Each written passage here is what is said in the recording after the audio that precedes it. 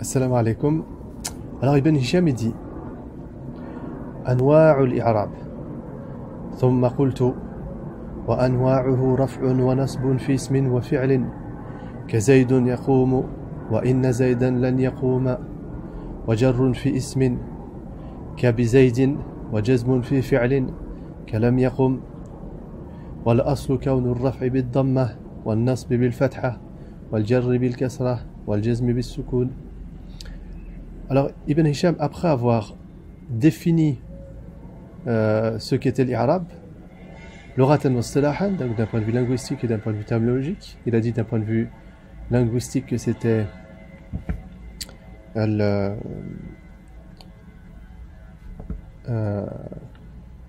al-ibana, donc le fait de faire apparaître, le fait de s'exprimer. Et il a dit que l'Irab, il portait sur la fin du mot. Donc l'Irab, il porte sur la fin du nom, la fin du ism. Donc on a dit que le kalima, elle se décomposait en trois, ismun wa fi'lun wa harf. Donc l'Irab, il concerne uniquement le nom et une seule des catégories du verbe. Le verbe, on a dit qu'il y a trois catégories. Al-madi, le passé, al-amr, l'impératif, et le mudari', qui est le présent futur. Et l'Irab concerne que justement le mudari'. Donc on va le trouver que à la fin du mudari', et à la fin, l'Irab ne va concerner que la fin des mots, et en particulier la fin du ism et la fin du fi'l mudari'. Alors ensuite il dit anwa'u l'Irab. Donc il va donner les différents types d'Irab. Après avoir donné la définition, il donne les types d'Irab.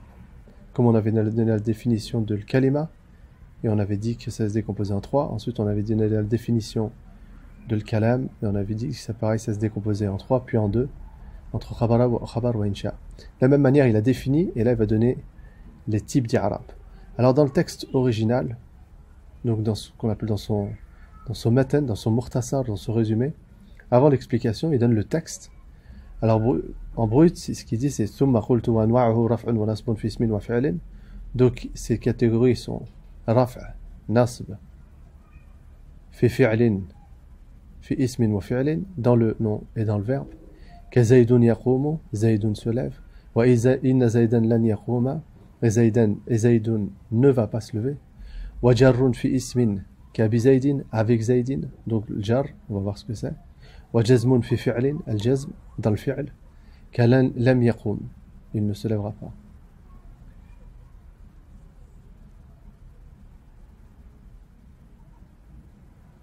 Pardon, il ne s'est pas levé. والأصل كون الرفع بالضمة والنصب بالفتحة والجر بالكسرة والجزم بالسكون. Alors qu'est-ce que ça veut dire ça? Alors il donne l'explication. وأقول أنواع الإعراب أربعة. Il dit il y a quatre catégories d'Irab. رفع, نصب, جر, جزم. Alors رفع,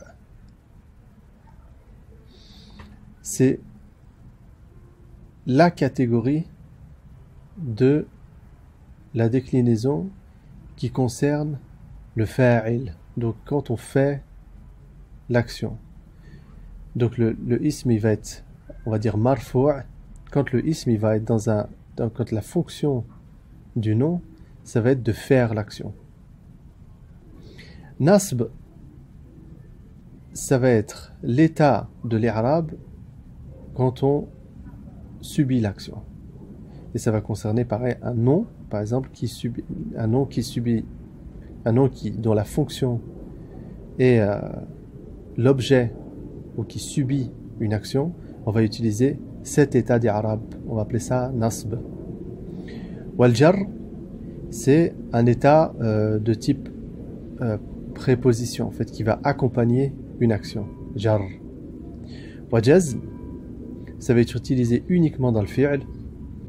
Et c'est pareil, un état particulier d'Irab qu'on verra. Alors il dit وَعَنْ بَعْضِهِمْ أَنَّ الْجَزْمَ لَيْسَ بِإِعْرَابٍ. Il dit, alors certains ils disent que al-jazm c'est pas un état d'Irab. Il dit وَلَيْسَ بِشَيْءٍ. Alors il rejette tout de suite cette affirmation. وهذه الأربعة تنقسم إلى 3 أقسام. Alors il les a répartis. Les 4, il les a répartis. Et plutôt que rentrer dans des définitions théoriques, etc. de ces 4 états d'Arabe, on va suivre Ibn Hisham dans ce raisonnement, parce qu'il va les décomposer, et comme on aura l'occasion de travailler avec, on va les voir à différentes occurrences, etc., dans différents contextes. Et après, grâce à ça, l'auditeur, il va se faire une opinion, il va se faire une idée de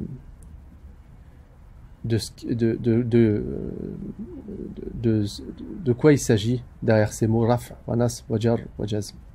Alors il dit, première catégorie, ma huwa mushtarakun bayna al-ismi wal fi'l, wa huwa ar-raf' wa an-nasb. Il dit, entre les 4, première catégorie, ceux qui concernent à la fois le nom et ceux qui concernent à la fois le verbe. Alors ça, c'est une façon de catégoriser les choses. Tous les grammairiens ne procèdent pas de cette manière, mais c'est une façon à la limite assez intéressante. Il dit, donc quels sont les états d'Arabe qui concernent à la fois le nom et à la fois le verbe? Il dit, donc c'est les 2 premiers. Raf, on a dit ce qui est utilisé pour faire l'action, et nasb, ce qui est utilisé pour décrire l'objet de l'action ou ce qui subit l'action. ومثال دخول الرفع فيهما. Alors, il donne un exemple d'utilisation de raf'. زيد يقوم فزيد مرفوع بالابتداء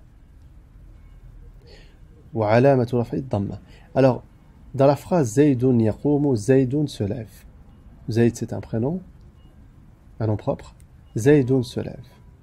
Il dit marfu'un bil ibtida. Il dit marfu', c'est ça qui est important. Alors quel est l'état, ou qu'est-ce qu'on peut dire la fonction, quel est l'état de déclinaison de Zayd? Ici on va dire que Zayd il est marfu'.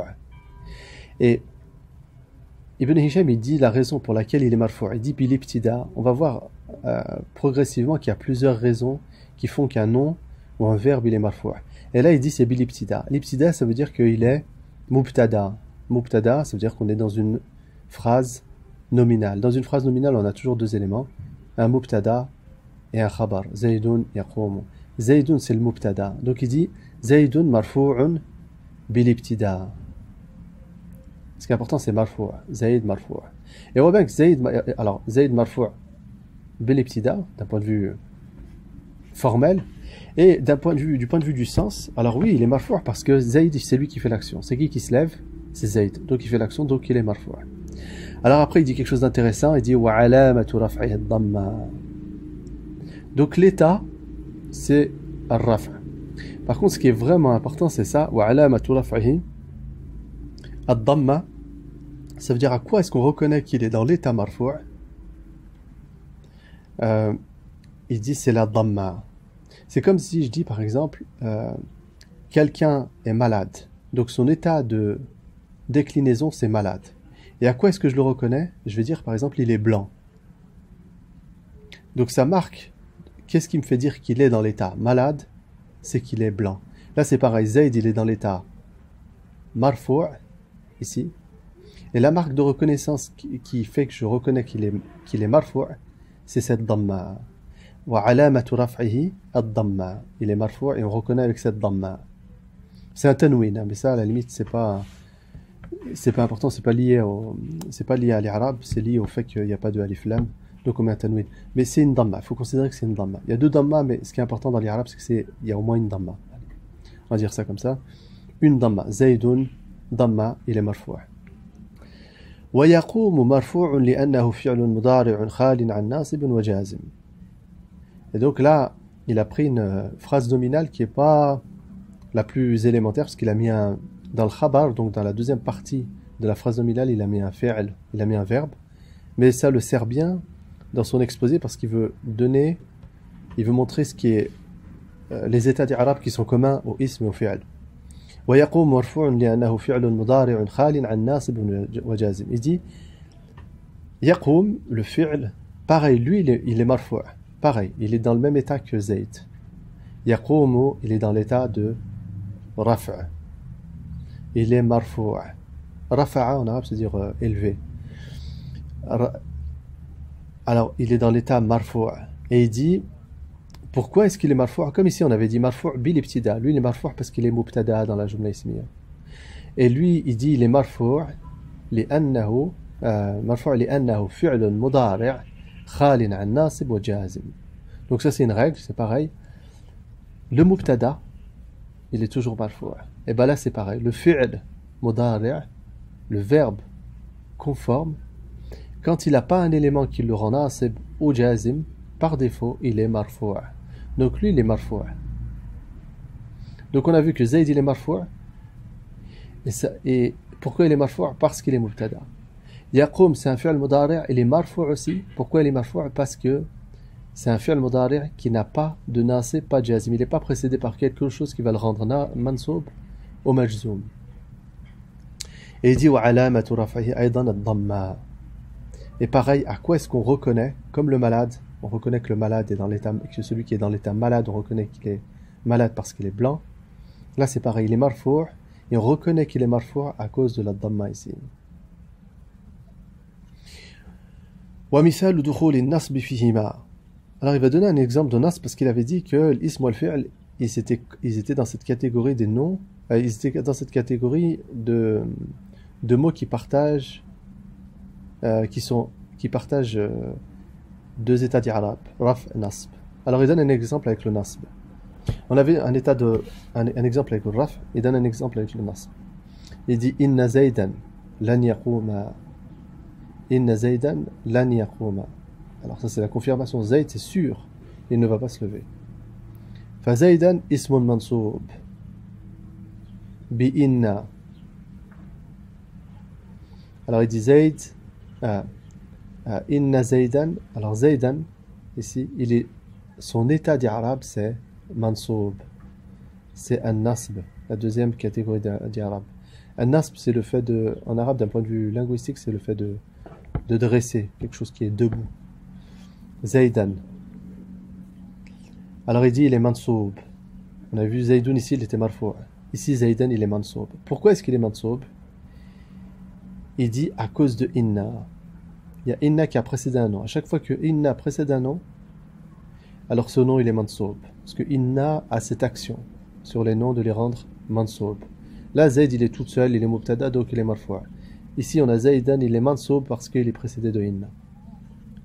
Wa alamatu nasbihi al-fatha. Comment est-ce qu'on reconnaît pareil qu'il est dans l'état mansoub, comme dans l'état malade quand il est blanc? On le reconnaît à cause de la fatha. Donc Zayd, il est mansoub, et comment je le reconnais? Parce qu'il y a une fatha à la fin. Et pour quelle raison il est mansoub? À cause de inna. Wa alamatu nasbihi al-fatha. Wa yaqumu. Ici, lan yaquma. Wa yaquma fi'lun mudari'.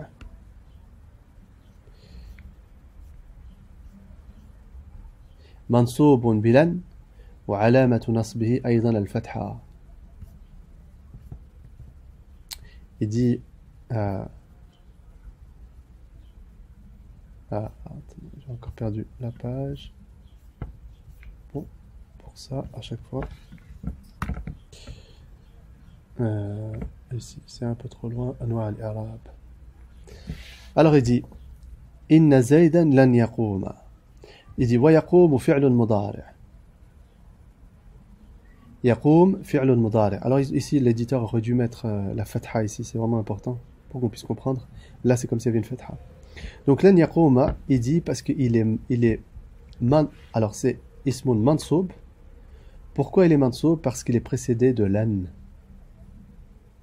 Donc si on demande quel est l'état d'Arab, on dit mansoub. Pour quelle raison il est mansoub? Parce qu'il est précédé de lan. Et lan a la même action que inna. Il rend mansoub le verbe qui est après. Lan. Yaqoum. Donc yaqoum, ici on avait yaqoumu, il était dans l'état marfou'. Ici yaqoum, il est dans l'état mansoub. Pour quelle raison est-ce qu'il est mansoub? Parce qu'il est précédé de lan. Et de la même manière, on va se poser la question, quelle est la marque de reconnaissance de nasb? Comment est-ce que je reconnais qu'il est malade, blanc? Là, comment est-ce que je reconnais qu'il est mansoub? La fatha que l'éditeur a omis. Ici, cette fatha. C'est ça qui m'indique que c'est mansoub. Donc, on retient que on a trois choses. on a l'état d'Irab, on a pour laquelle raison, on a trois choses, l'état de l'Irab, pour quelle raison il a cet état, et quelle est la marque de reconnaissance de cet I'rab. Comment est-ce qu'on le reconnaît qu'il est dans cet état d'I'rab? Alors, si on reprend l'exemple, Zaydun, il est marfou' parce qu'il est mubtada. Et comment est-ce que je reconnais qu'il est marfou'? À cause de la dhamma. Yaqoum, c'est un fi'l, il est marfou'. Pourquoi est-ce qu'il est marfou'? Parce qu'il n'est pas précédé d'un nasib ou d'un jazim. Et comment est-ce que je reconnais qu'il est marfou'? À cause de la dhamma. Zaydan, il est mansoub. Pourquoi est-ce qu'il est mansoub? Parce qu'il est précédé de inna. Et comment est-ce que je reconnais qu'il est mansoub? À cause de la fatha. Yaqoumu, mansoub aussi. Pourquoi est-ce qu'il est mansoub? Parce qu'il est précédé de lan. Et comment est-ce que je reconnais qu'il est mansoub? À cause de la fatha qui est ici. Donc on retient que nasb, c'est un état d'Irab. Et fatha, c'est une voyelle.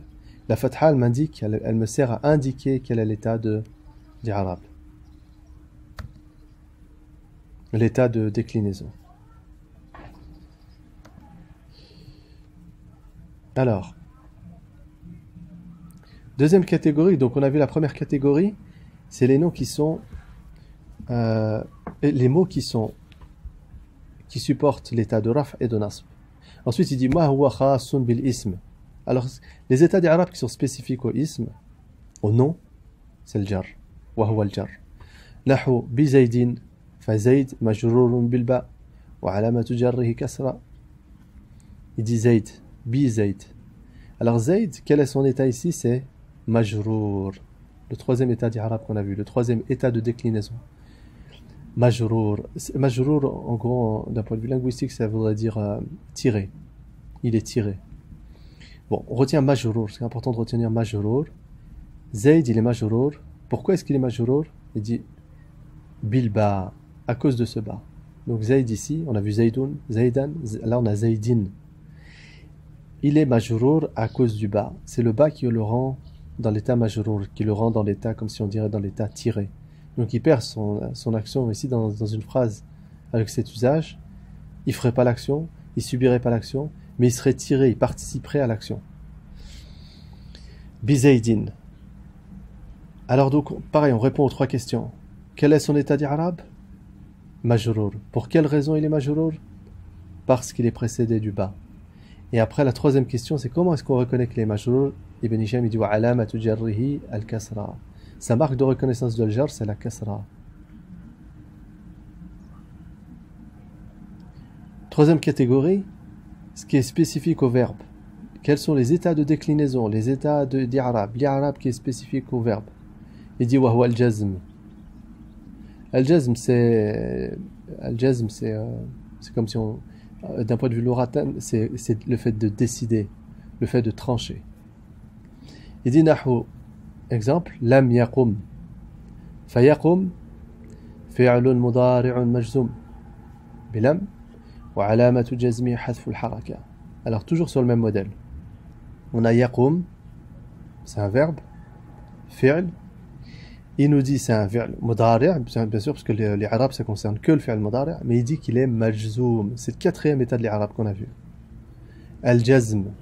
On dit que ce fi'l il est majzoum. Alors pourquoi est-ce qu'il est majzoum? Parce qu'il est précédé de lam. Donc ça c'est la deuxième question. Première question, quel est son état d'arabe? Majzoum. Deuxième question, pour quelle raison il est majzoum? Parce qu'il est précédé de lam. Et ensuite, troisième question, quelle est la marque de reconnaissance de son jazm? Comment est-ce que je reconnais qu'il est majzoum? Il dit wa alamatu jazmi hadfu al-haraka. Alors le fait que la voyelle a disparu, hadfu al-haraka. Alors ça, on rentrera peut-être plus dans le détail, mais si vous avez remarqué ici, yaqoum, dans les pages précédentes, yaqoum, il y avait un waouh. Et en gros, ce waouh, il a disparu. Et la disparition de ce waouh, c'est ça qui nous indique que ce nom est majzoum. Hadfu al-haraka. Donc on voit que les marques de déclinaison, elles sont pas toujours, c'est pas toujours les trois voyelles. Fatha, dhamma, fatha, kasra, a ou i. Ça peut être d'autres choses. Par exemple, là, c'est la suppression d'une lettre. il dit hadfu al-haraka, la suppression de la voyelle. Lam yaqum.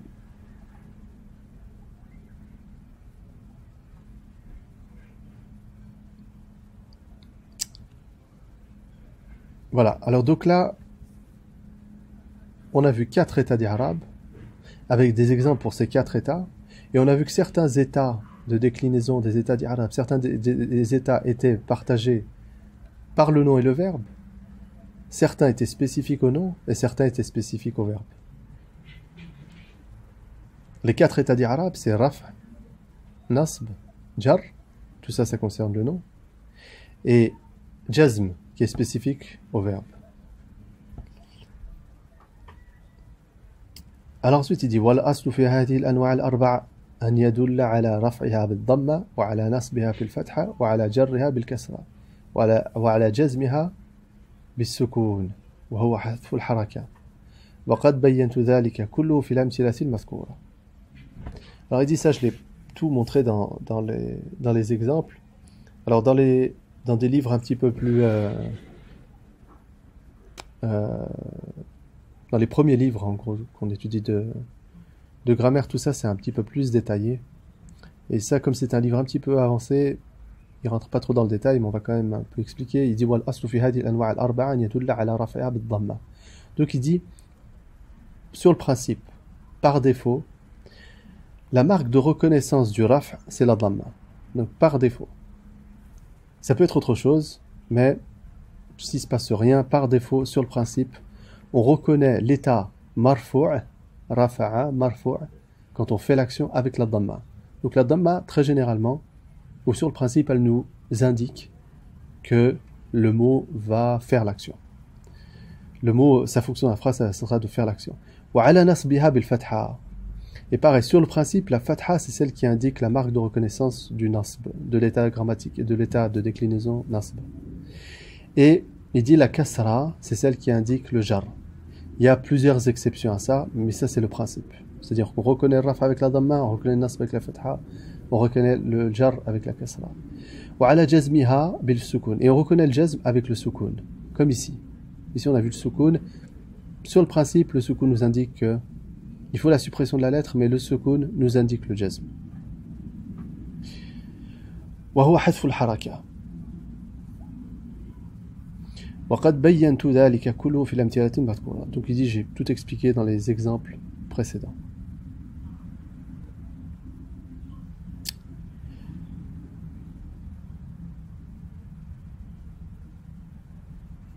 Alors, il donne un exemple du Coran.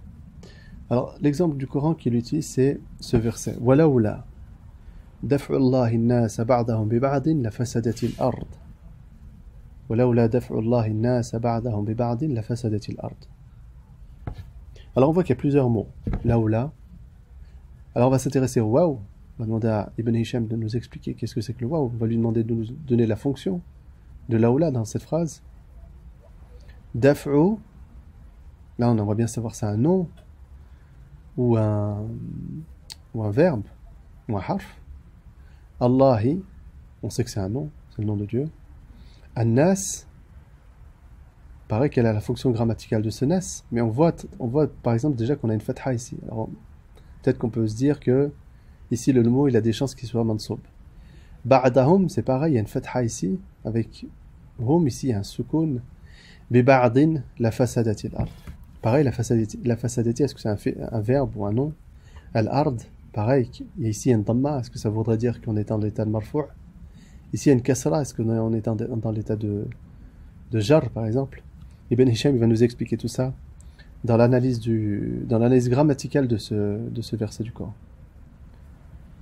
Alors il dit i'rabu dhalika, donc l'analyse grammaticale ou l'état de déclinaison de ce verset.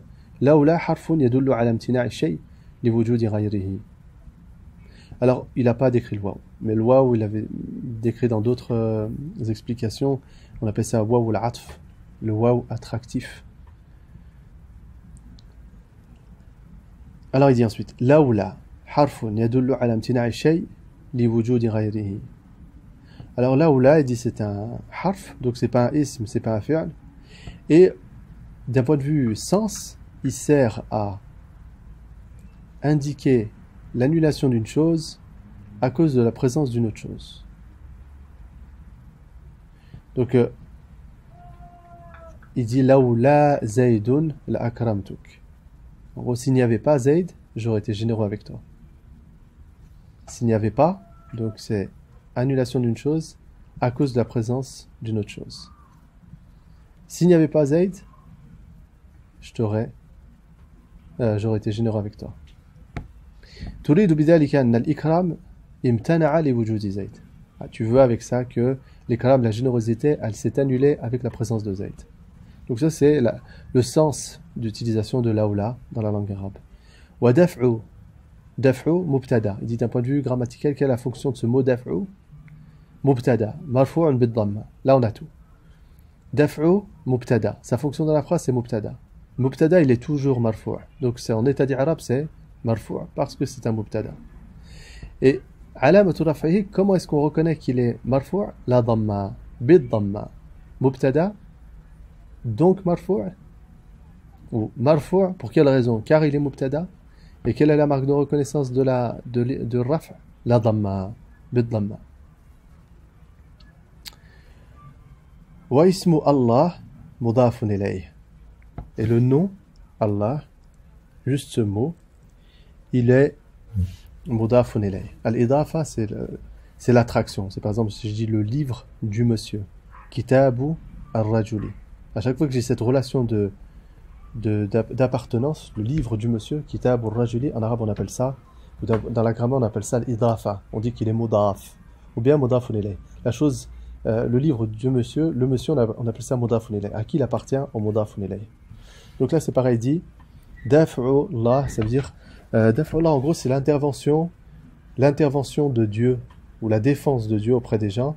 En gros si Dieu n'intervenait pas pour défendre les gens entre eux, alors la terre deviendrait invivable. La façadette, elle deviendrait invivable.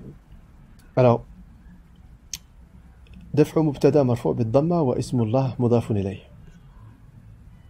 مبتدا مرفوع مضاف إليه ولفظه مجرور بالكسرة. Il dit son mot مجرور بالكسرة. Ibn Hisham il est très respectueux parce que justement il dit le vocable. Il dit parce que là c'est quand même Allah, c'est le nom de Dieu, donc on va pas dire Dieu. Et majrur, Ibn Hisham est très respectueux, il dit lafduhu, son vocable, c'est-à-dire le mot qui est utilisé. Il est majrourun bil kasra. On le reconnaît ici, là la kasra, c'est une kasra de jar. Le jar, on a dit, c'est le troisième état d'arabe qu'on a vu. Des zaydin, par exemple, quand on disait bi zaydin, troisième état d'arabe, le jar. Et là, on reconnaît le jar avec la kasra qui est ici. On reconnaît l'état de jar. On a dit que jar c'était tiré. On reconnaît cet état de déclinaison avec cette voyelle qui est la kasra ici. ومحله مرفوع لأنه فاعل الدفع. Bon, ça c'est un peu particulier, je crois qu'il y a un chapitre qui est consacré à ça, quand le nom agit comme un verbe. Afwan, c'est pas le sujet, il est marfou' لأنه فاعل الدفع. Oui, c'est ça, là c'est un daf'u, c'est un nom. Et donc il y a un chapitre qui est consacré à ça, c'est peut-être pas utile de rajouter cette notion. Wa nas, alors il dit nas maf'oul mansoubun bil fatha. Ça on aurait pu le détecter tout seul parce qu'on a vu la fatha qui est ici, donc on aurait pu se douter qu'il était mansoub. Et il dit maf'oul mansoub, donc son état d'arabe c'est mansoub bil fatha, avec la marque de fatha ici. Wa nasibu, donc qu'est-ce qui le rend mansoub? Pourquoi est-ce qu'il n'est pas marfou'? Il dit qu'est-ce qui le rend mansoub? Wa nasibu lahu ad-daf'u. Il dit c'est ce daf'. Donc daf' c'est un nom mélangé un peu comme un verbe. Donc nas il subit l'action, c'est la défense qu'est-ce qui subit cette défense? C'est les gens, An-Nas. Donc An-Nas, il subit l'action, donc il a une fatha, donc il est mansoub. Et comment est-ce qu'on reconnaît qu'il est mansoub? Avec la fatha. Donc là, ça nous donne déjà une... J'ouvre cette parenthèse parce que la difficulté, très souvent, en fait, un des premiers challenges qu'on a dans la langue arabe, c'est d'arriver à lire sans les voyelles parce que les Arabes ne mettent pas les voyelles dans les textes. Et en fait, dans l'ordre, ce qu'on fait, c'est qu'on apprend à positionner les voyelles et ensuite, on va arriver à lire le texte sans les voyelles parce qu'on sait où est-ce qu'elles sont. On sait comment est-ce qu'elles sont. Et donc là, avec notre règle, on aurait pu enlever cette fatha et on aurait pu déduire cette fatha parce qu'on aurait fait le raisonnement d'Ibn Hisham à base de daf'u. C'est lui qui est daf'u Allah, Allah, le nom ici, il fait l'action et nas, les gens subissent l'action, c'est eux qui sont défendus. Donc là, ça va se terminer avec une fatha. Donc même si on enlevait le fatha ici, normalement, avec ce qu'on sait jusque-là, on aurait pu la rajouter comme ça. En lisant comme ça, sans la fatha, on aurait pu la lire correctement la lettre, sans la fatha. Je referme cette parenthèse. والناصب له الدفع لأنه مصدر حال محل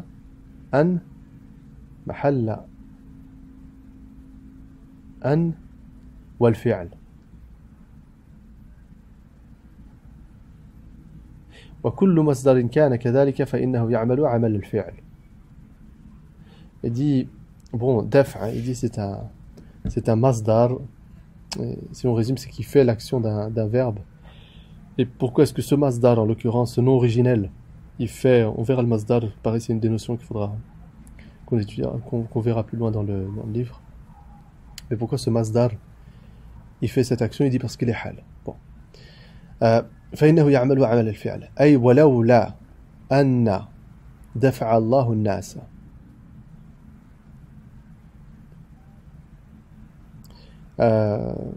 Donc là, voilà, il a un petit peu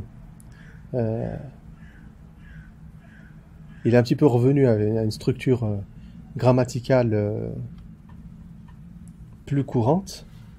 Et il a juste transformé le daf'a, qui était un nom, il l'a transformé en verbe. De toute façon, est-ce qu'on voit bien le maf'ul bihi ici? Walaoula an dafa'a Allahu an-nas. Il a indiqué ici parce que le an avec le verbe, c'est l'équivalent du masdar. On pourrait faire ça plus ça, le an plus un fi'l mardi, c'est égal à daf'u qui est le masdar. Bon, l'explication, je pense qu'elle est suffisante, le fait de dire que simplement an-nas, il est mansoub, et la marque de reconnaissance de son œuvre, c'est la fatha. Et la raison pour laquelle il est mansoub, c'est parce que il est maf'oul. Et il est maf'oul bihi.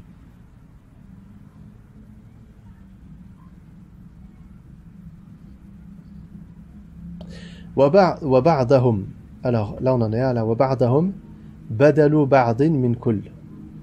Alors pareil, al-badal, c'est une des notions qu'on verra. Al-badal, c'est une des causes qui fait qu'un nom il est mansoub. Et il dit badalu ba'd min kull. Après le badal, il se décompose en plusieurs, il y a différents. Badal, c'est remplacement. Alors il y a des remplacements d'une partie par la totalité, ou bien d'une partie par une partie, ou bien de la totalité de la totalité par une partie. Donc là, c'est le badal, type de badal, c'est ba'd min kull, c'est-à-dire une partie de la totalité. Wa huwa mansoubun bil fatha. Ce qui est important, c'est que le badal, il crée l'état de nasb. À chaque fois qu'on a un badal, ça rend mansoub. Wa huwa mansoubun, et la marque de reconnaissance de nasb, c'est la fatha. Alors ensuite, il dit wa khabarul mubtada mahdhufun wujuban. Parce qu'on a vu que daf c'était un mubtada, il a dû le dire quelque part. Naam, daf mubtada. On a vu que daf était mubtada. Donc là, il y a quelqu'un qui pourrait se poser la question, mais il est où le khabar? Parce que c'est une jumla ismiya. La jumla ismiya, la phrase verbale, phrase nominale est toujours constituée d'un mubtada et d'un khabar. Donc là, on pourrait se poser la question, mais il est où le khabar? Parce que là, il y a le mubtada. Et là, Ibn Hisham, il dit wa khabarul mubtada mahdhouf wujuban. Et son khabar, il est caché obligatoirement. Il dit وكذا, et c'est ainsi, كل مبتدأ, ça il va donner une règle, وكذا كل مبتدأ وقع بعد لولا. Alors tous les mubtada, il dit tous les mubtada qui arrivent après lawla, leur khabar est caché. C'est une règle, on peut la graver sur le marbre. C'est Ibn Hisham qui nous la donne. Et il dit wa taqdir, il dit la supposition en fait avec ce khabar qui est caché. Alors si on le faisait apparaître, qu'est-ce que ça donnerait? Il dit wa lawla daf'ullahi nasa mawjudun.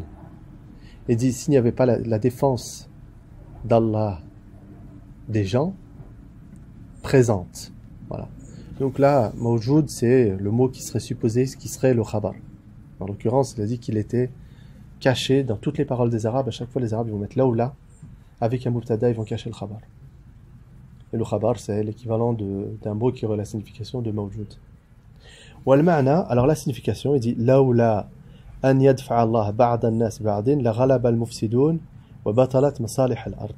Il dit quelle est la signification de ça? Il dit si Allah, donc Dieu n'intervenait pas, alors les mufsidoun, c'est-à-dire ceux qui font du mal, ils auraient vaincu et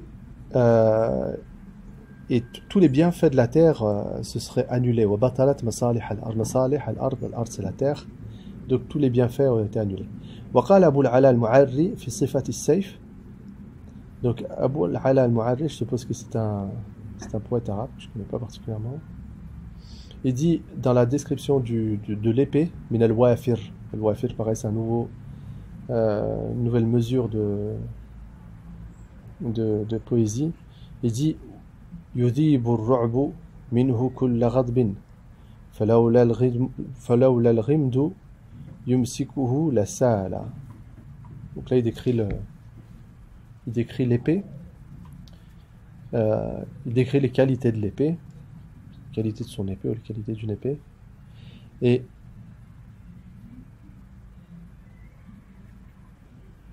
il dit fa'athara dhikra al-khabar wa huwa yumsikuhu.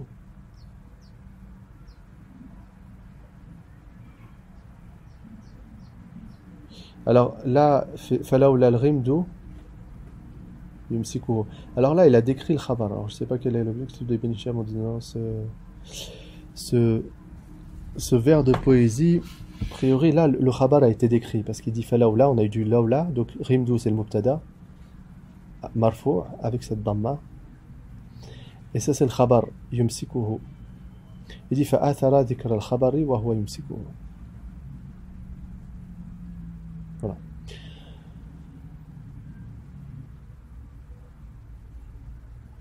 Donc voilà, on a eu Ibn Hisham, il nous a donné donc les catégories d'Arabes, les catégories de déclinaison, et il nous a expliqué ce verset du Coran. Il a donné l'analyse grammaticale de ce verset du Coran. Voilà, la suite dans une prochaine vidéo. Assalamu alaikum.